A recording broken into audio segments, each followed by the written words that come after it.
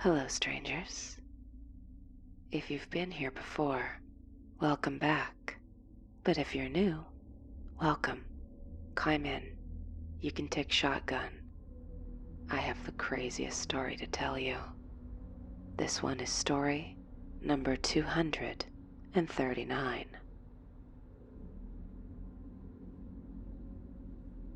Yeah, it's me again. I've given a different story to my friend here before. That story was hard to tell, but my therapist assured me it was good to get off my chest. I have a lot of stories in my line of work. Cyber compliance, computer snooping.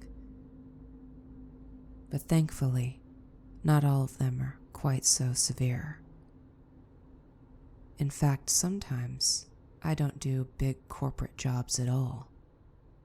I sometimes work as a stringer or freelancer for private investigators. I got into this line of work when my friend from the service, the same person who's reading this, had a dad who needed someone to do some social media snooping on a PI case he had. That kind of work isn't my favorite, but she's a friend, and hey, the man does pay well for what usually turns out to be a couple days of monitoring a fake social media profile. Once I was done with that job, he asked if I wanted him to pass my name along to any other investigators. I figured why not? Diversify my portfolio. Plus, it gives me a break from the monotony of compliance audits. The pay is good, and, if I'm honest, you can get fat and complacent on doing the same old, same old. Doing a bit of cyber snooping gave me a chance to see how my tools and knowledge did from another angle. In corporate compliance, there's rules and usually a team of people stopping you from doing stupid crap like reusing your passwords across all your accounts. On people's personal devices, though, they tend to be a lot more lax. I mean, how many people do you know who don't even have an antivirus on their phones? AKA, the little computers they carry around and do 90% of their banking, shopping, and personal messaging on. Not that it can't be hard, too. Corporate compliance tends to lag behind the trends of what's new and emerging, because those same teams of fun police usually stop people from trying out the latest and greatest, without a lot of regulations. Usually. But in the stringer case I took, that given light to current events I can share, my whole mindset on this was turned on its head. Let me explain. My friend's dad called up asking about my availability. I don't maintain a permanent address, but at the time we were in the same time zone, so he got me on the first try. This case was a little unusual. About 50% of these private investigator cases are all cheating or affair investigations. The rest tend to be a mix of court orders, bench warrants, and subpoena delivery. This one was a cyber stalking, and a woman near the end of her rope trying to figure out not only how, but who. That got my interest, her not even having a clue as to who it could be. Ex-boyfriends, ex-husbands, jealous rivals. She had none, not even a clue as to any relationship that could have gone sour. I pressed for details as to when the events had started. My friend's dad, call him Paul so I don't have to keep saying my friend's dad, said she had recently moved for work, and it was then that the messages had started. Messages that were not only disturbingly descriptive of what the stalker wanted to do at her, to her, or make her watch while he did to himself, but also descriptive of her condo, to which she'd had no visitors. None. I wasn't too concerned with that, though. Visitors, sure, But surely a woman new to an area ordered food delivery at least once, had her items delivered from her relocation. I said as much to Paul, not wanting to waste his or my time on the obvious. Paul said he'd asked the same question, and that her answer was yes. She'd had both delivery services in her area deliver food, as well as package delivery. And if the messages were about the living room or the entryway, she'd agree. But the messages weren't describing the foyer. The messages were describing a washcloth she'd left on the bathroom counter that morning. The master bathroom, which was nowhere near sightline of the front door. Well then, I told Paul I was in, and a few minutes later, the contents of the case notes and standard forms, contracts and non-disclosures appeared. And yeah, this was in 2017, so I'm free of that. The notes told the story like Paul had, just with more details sketched in. Nadine, as we'll call the client, did software design. She had taken a position as some sort of QA person with a generally successful niche line of medical software. In other words, she was a lot more technologically savvy than most people. She'd been getting daily messages, sometimes several a day, to her phone. These messages were sent by burner emails and numbers, a mix of them.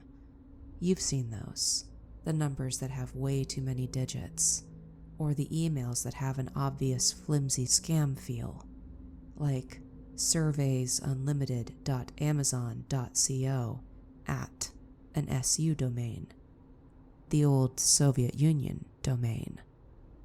She blocked them every time, but as the messages were still arriving, it appeared the guy was just cycling through them as one-time uses. That made blocking unfeasible. The messages, they were different, too.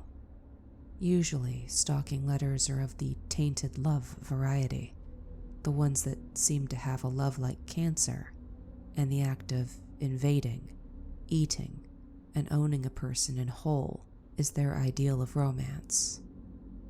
But these were cold, almost clinical.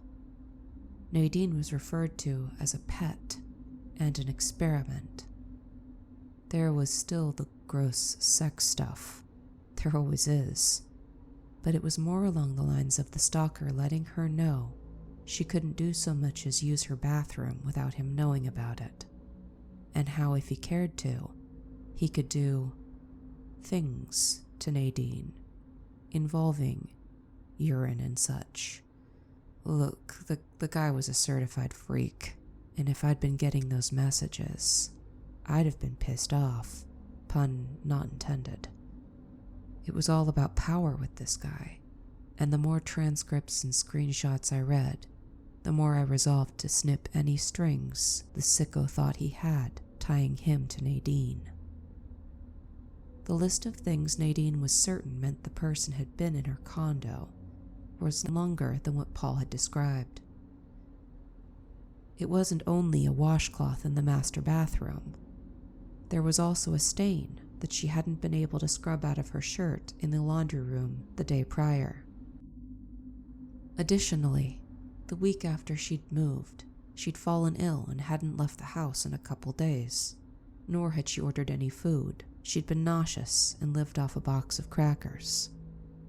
What was notable was that the day before she fell ill, she'd received a pair of Cookie Monster slippers from her niece. She had exclusively worn those while sick. She hadn't opened her door once, yet when the Daily Note showed up that morning, it mentioned her bright blue slippers. That kind of heavy surveillance, reporting on something happening each day, gave me pause. Something was going on. There was one last part that even Nadine wasn't very sure on. She believed that, on a couple of occasions late at night, someone had been in her condo with her. She reported hearing breathing coming from her bathroom and her bedroom when she wasn't in them, but close enough to hear it.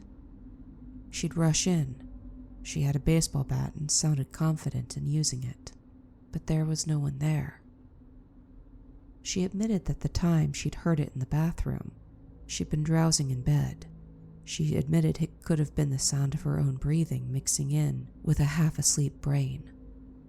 But Nadine swore the bedroom one, she'd been wide awake, sitting on the couch in the living room adjacent.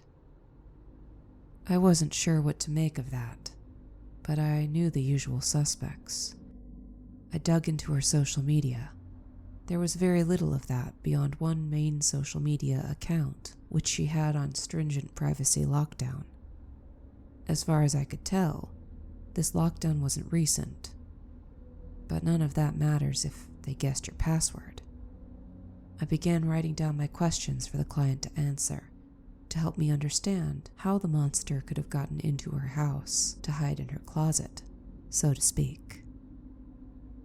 Still, the more I dug, the less indicators I found.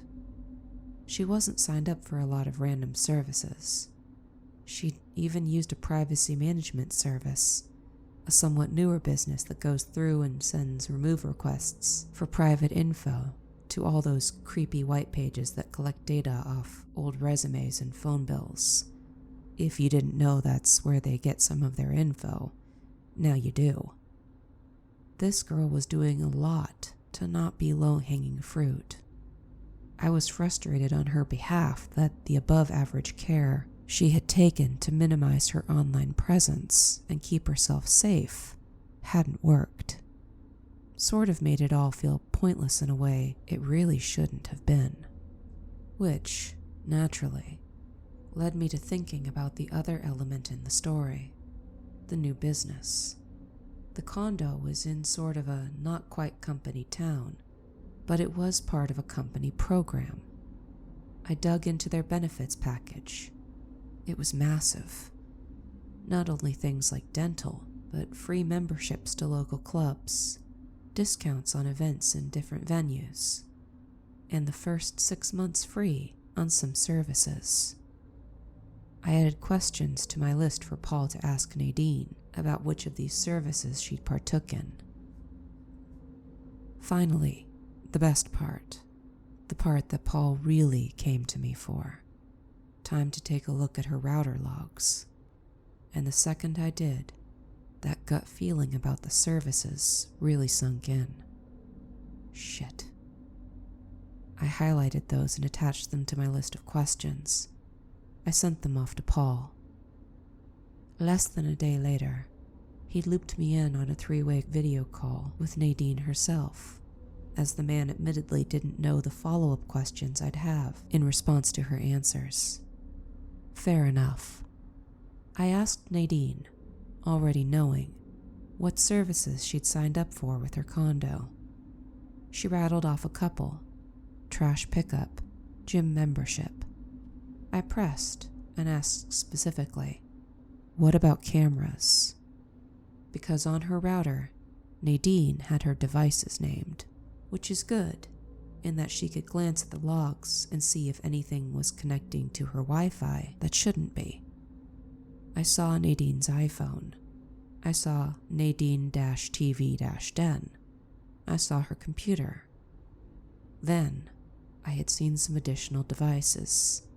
Nadine, Nadine's last name, feed, den, feed, kitchen, feed, master bathroom.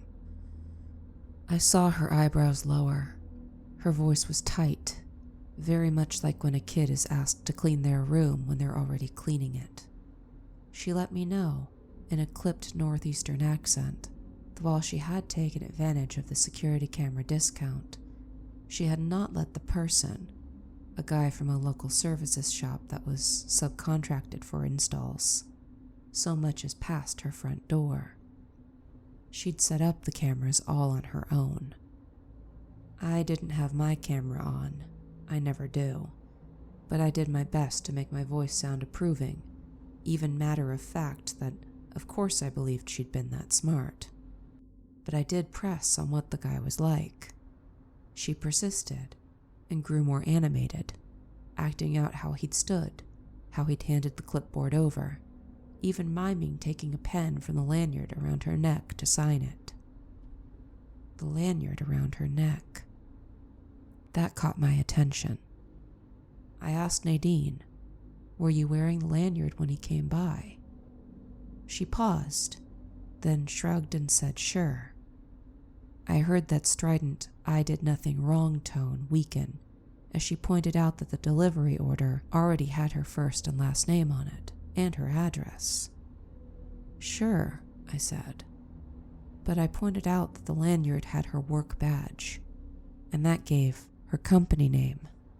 I asked her if, to get the discount on the service, had she been required to sign up with her work email as her username. A pause. Her face fell as she nodded. I explained to Paul that a lot of companies use the same naming convention across all emails, like firstname.lastname@company.com. Nadine had signed up for the service with an email that, if you had done a single install for a company, you could probably guess the username for. And with one half of the puzzle, and a person dedicated to breaking in, knowing exactly what they'd be able to access, if they didn't have admin privilege to the service itself. Not wanting to leave her hanging, I told Nadine to disconnect all of the cameras, pending us finding out what to do. Paul had me dig into the local service shop. As I suspected, they did indeed do installs for that specific Wi-Fi security camera all over town. And as a third-party contractor, and due to some very vague statements in the security camera company's terms of service, including using recordings obtained in connection with cloud service for product improvement and development, well, took me a bit of time and some pointed throat clearing from Paul, but I did find a means into the local service shop to see what recordings the local shop was choosing to analyze. It should surprise me, but at this point it doesn't. The audit logs didn't lie. Exclusively feeds named things in personal spaces, bedrooms, bathrooms, nearly entirely women's usernames. Hours and hours of recordings accessed, recordings women like Nadine didn't even know they'd agreed to when signing on page 400 of the TOS, if they'd signed at all and not just looked at the prompt and hit OK. Bastards. Nadine paid us for our time. She told us of her plan to take the report to her company in the hopes of getting the local shop shut down. She did take down all the cameras, and after a few suggestions from me, she promised to replace her router and come up with a better, more discreet naming convention for her devices on her Wi-Fi, so things couldn't be so easily guessed. That seemed to give her peace of mind, having something she could do about it. Paul thanked me, and for what would not be the first or last time, laughed off my offer to crash course him in this stuff. He said the same thing he always does. "That's what I got you for." That's about as happy an ending as any of these cases can have. Nadine felt that she had control of a situation that was uncontrollable. Paul's good reputation for getting to the bottom of particularly sticky cases was maintained. But I knew that the legalese in that terms of service wasn't only allowing people at local install shops access. It was anyone at the vendor's company. And when I went looking to see if any of my other peers had realized this, had brought it to the vendor's attention, I was dismayed to find out they had. Over and over. Even reports of hearing voices coming from the cameras. In these situations, all we can do is keep reporting. There's an ethical concern for when we break the line and let the media know. That might seem like the right move right away. Whistleblow, get the information in the hands of the consumers. But with media's misunderstanding of technology, there's the larger issue that, by letting the world know that that exists, we may be alerting the very people who'd flock to use it. However, in light of recent events, I can finally tell Nadine's story about a little service called Doorbot, with its humble Shark Tank origins.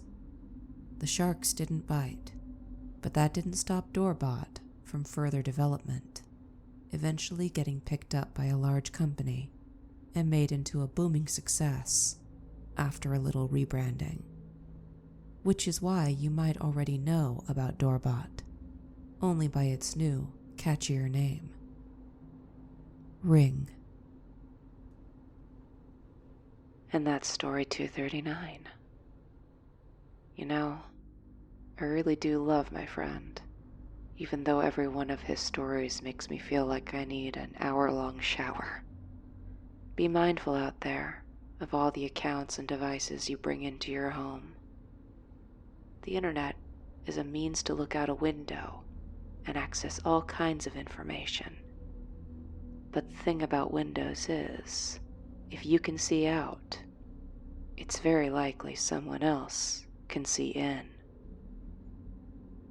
Stay strange, but stay safe, and take care, strangers.